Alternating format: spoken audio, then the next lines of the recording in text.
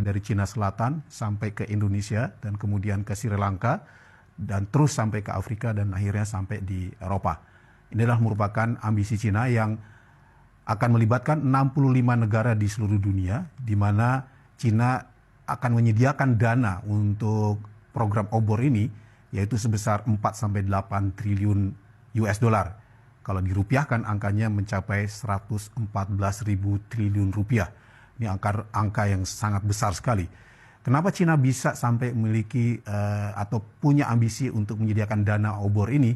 Karena Cina memang suatu negara yang memiliki pertumbuhan ekonomi yang lumayan dahsyat selama beberapa tahun ini, dan kemudian maka akhirnya dia sampai memiliki cadangan devisa sebesar 3 triliun US dollar atau sekitar 45.000 triliun rupiah.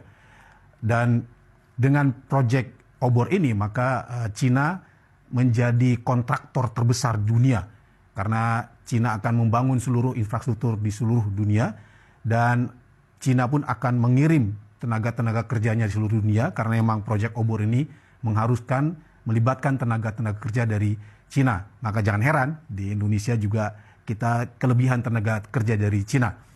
Di Indonesia sendiri obor itu sudah berjalan dan sudah ada 13 proyek yang berjalan di Indonesia, dan dengan total nilai sekitar 14 miliar per Januari 2018. Total rupiahnya sekitar 224 triliun rupiah. Dan akhir-akhir ini di pertemuan Beijing tanggal 25 sampai 28 April yang lalu sudah ditandatangani sebanyak 28 proyek dengan total nilai 1.286 triliun. Angka yang sangat besar, dan ini sekaligus akan menambah jumlah utang Indonesia yang sekarang ini sudah mencapai 4.400 triliun rupiah. Dan oleh karena itu apa yang sedang diupayakan Cina ini bukan hanya sekedar kerjasama ekonomi, tapi sekarang sudah disebut dengan istilah state capitalism, di mana Cina menjalankan usaha bisnisnya yang dipimpin oleh pemerintah Cina. Dan ini akan disebarkan melalui program obor ini. Dan korbannya dari segi aspek program obor ini sudah mulai terlihat. Ada 5 negara, diantaranya adalah Sri Lanka, yang dalam hal ini menyerahkan pelabuhan Hambantota di Sri Lanka, yang pinjaman Sri Lanka pada situ 8 miliar dolar US dollar yang nggak sanggup dibayar, sehingga akhirnya Cina menguasai pelabuhan tersebut dengan jangka waktu penggunaan pelabuhan tersebut selama 99 tahun lamanya. Dan yang kedua adalah Pakistan dengan pinjaman sekitar 62 miliar rupiah, 62 miliar US dollar, yaitu kurang lebih 903 triliun rupiah.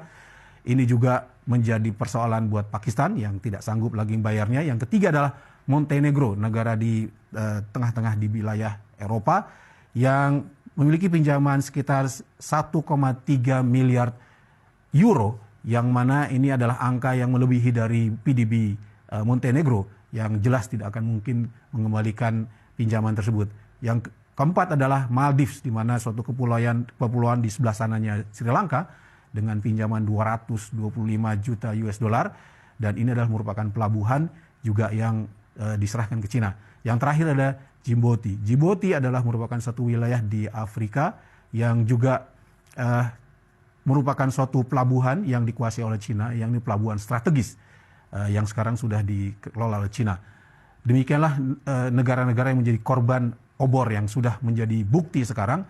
Dan oleh karena itu bukan hanya sekedar persoalan kerjasama ekonomi, tapi Cina pun dengan kekuatan ekonominya sekarang memiliki pengaruh politik yang besar. Salah satu contohnya misalnya di wilayah Afrika. Di tahun 1971, Cina pada saat itu menghendaki adanya satu Cina, bukan dua Cina. Dan melalui PBB, Cina berharap adanya para pendukung. Tetapi pada kenyataannya di negara-negara Afrika, sebagian besar negara Afrika mendukung Amerika untuk adanya dua Cina, yaitu Cina dan Taiwan. Jadi pada saat itu Cina kalah suara. Menariknya karena Amerika memang pada saat itu sudah menggelontorkan dana ke wilayah Afrika sekitar 48 miliar US dollar. Nah kemudian sekarang ini bagaimana kemudian Afrika menjadi Cinanya Cina? Karena Cina telah menggelontorkan dana sekitar 128 miliar US dollar Yang itu kemudian pada saat di pertemuan 2007 di PBB, Cina pada saat itu mendukung Korea Utara dalam kasus HAM, dan pada saat itu Cina akhirnya mendapatkan dukungan dari negara-negara Afrika sebanyak 43 negara mendukung Cina dan sisanya 11 negara mendukung Amerika. Inilah bukti di mana Cina sekarang memiliki pengaruh politik dari kekuatan ekonomi Cina yang sudah terbukti di mana kekuatan ekonomi juga akhirnya bisa memiliki kekuatan pengaruh politik.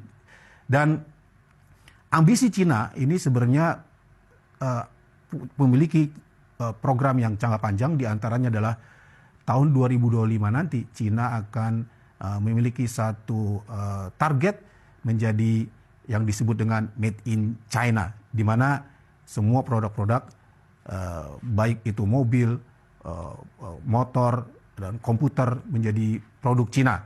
Dan 2035 Cina menjadi negara yang memiliki inovasi yang besar terkait dengan teknologi. Dan target yang berikutnya adalah tahun 2049, di mana Cina juga ingin menjadi negara yang terbesar di dunia dalam hal militer salah satunya, di mana Cina akan berharap bisa mengalahkan Amerika. Demikianlah ambisi Cina dari tahun 2025 sampai 2049. Lalu bagaimana kita mensikapinya? Maka tentu saja kita melihatnya bagaimanapun juga obor ini adalah merupakan kapitalisme ala Cina, kapitalisme rasa Cina yang dijadikan oleh Cina sebagai alat untuk menguasai ekonomi, yaitu penjajahan ekonomi. Yang kedua, obor ini tentu saja mengandung riba karena memang ini adalah pinjaman yang harus dikembalikan plus bunganya. Di samping itu juga merupakan suatu mudarat di mana Cina menggunakan obor ini sebagai alat bantu mereka untuk menguasai suatu negara. Oleh karena itu, kita sebagai umat Islam wajib atau harus menolak obor ini, karena Islam memiliki solusi untuk menyelesaikan persoalan ini. Oleh karena itu, mari umat Islam kita sama-sama kembali kepada jalan yang benar untuk menyelesaikan persoalan ini dengan cara yang sesuai dengan syariat Islam. Demikian yang bisa saya sampaikan. Assalamualaikum warahmatullahi wabarakatuh.